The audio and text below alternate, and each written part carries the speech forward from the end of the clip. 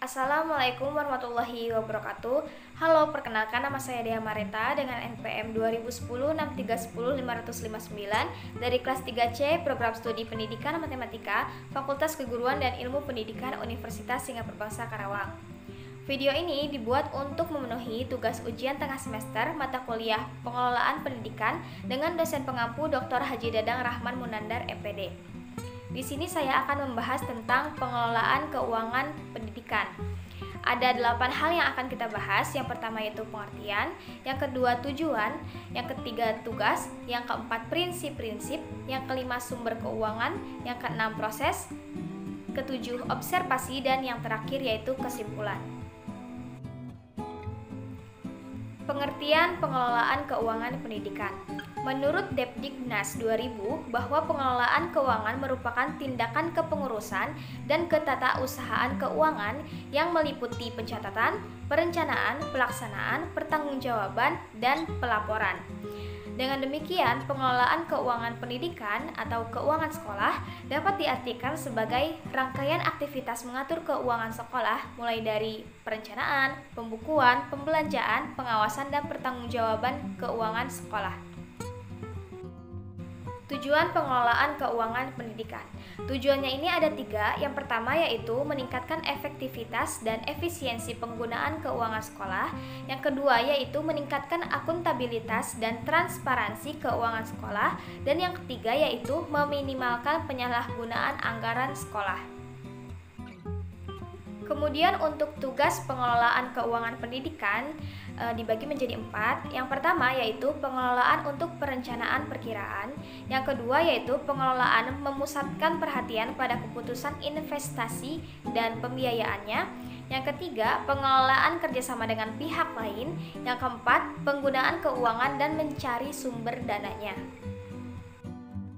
Kemudian prinsip pengelolaan keuangan pendidikan dibagi menjadi 4. Yang pertama yaitu transparansi, yang kedua akuntabilitas, yang ketiga efektivitas, dan yang keempat efisiensi.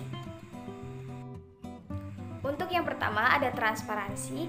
Transparan berarti adanya keterbukaan. Di lembaga pendidikan, bidang pengelolaan keuangan yang transparan berarti adanya keterbukaan dalam pengelolaan keuangan lembaga pendidikan, yaitu keterbukaan sumber keuangan dan jumlahnya, rincian penggunaan, dan pertanggungjawaban harus jelas sehingga bisa memudahkan pihak-pihak yang berkepentingan untuk mengetahuinya.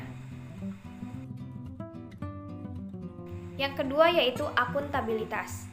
Akuntabilitas di dalam pengelolaan keuangan berarti penggunaan uang sekolah dapat dipertanggungjawabkan sesuai dengan perencanaan yang telah ditetapkan.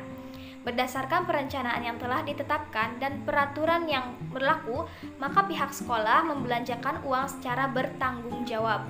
Pertanggungjawaban dapat dilakukan kepada orang tua, masyarakat, dan pemerintah. Kemudian yang ketiga ada efektivitas. Pengelolaan keuangan dikatakan memenuhi prinsip efektivitas jika kegiatan yang dilakukan dapat mengatur keuangan untuk membiayai aktivitas dalam rangka mencapai tujuan lembaga yang bersangkutan dan kualitatif outcomes-nya sesuai dengan rencana yang telah ditetapkan. Yang terakhir ada efisiensi. Efisiensi adalah perbandingan yang terbaik antara masukan atau input dan keluaran atau output, atau di antara daya dan hasil. Daya yang dimaksud meliputi tenaga, pikiran, waktu, biaya. Perbandingan tersebut dapat dilihat dari 2 hal. Yang pertama yaitu dilihat dari segi penggunaan waktu, tenaga, dan biaya.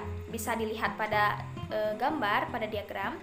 Kegiatan dapat dikatakan efisien kalau penggunaan waktu, tenaga, dan biaya yang sekecil-kecilnya dapat mencapai hasil yang telah ditetapkan. Kemudian untuk yang B, dilihat dari segi penggunaan waktu, biaya, dan tenaga.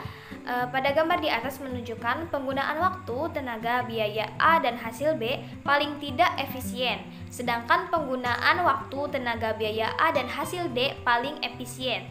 Tingkat efisiensi dan efektivitas yang tinggi memungkinkan terselenggaranya pelayanan terhadap masyarakat secara memuaskan dengan menggunakan sumber daya yang tersedia secara optimal dan bertanggung jawab.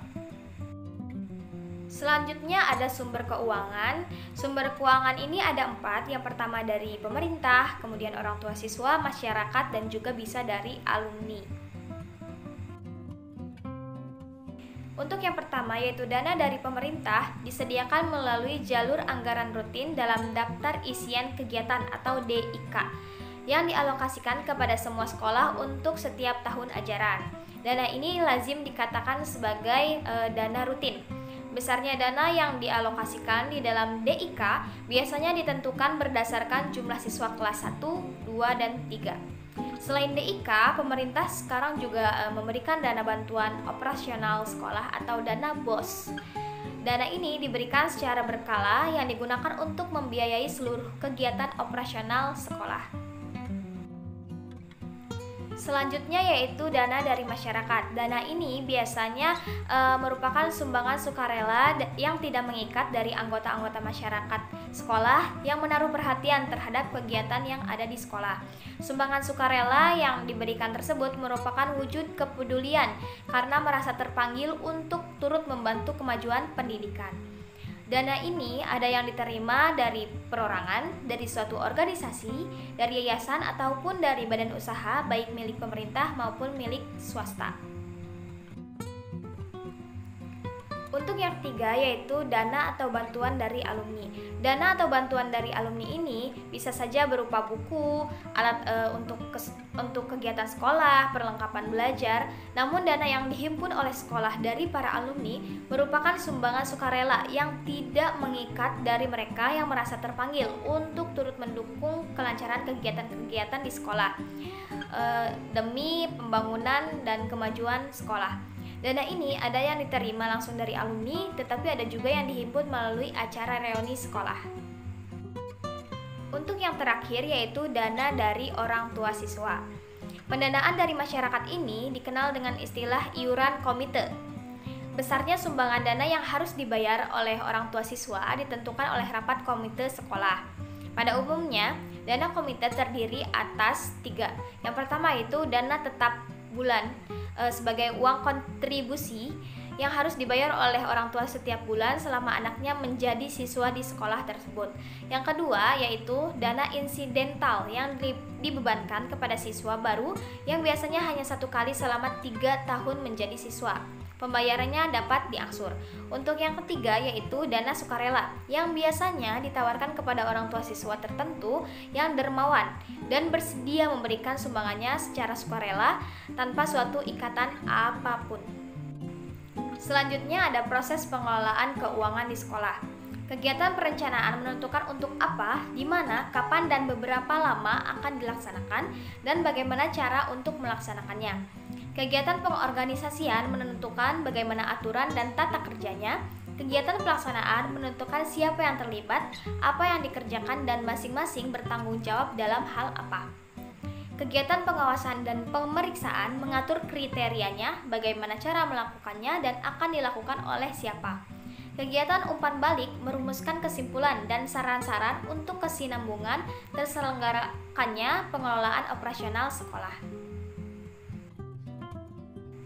Menurut LIPAM 1985, ada 4 fase dalam penyusunan anggaran.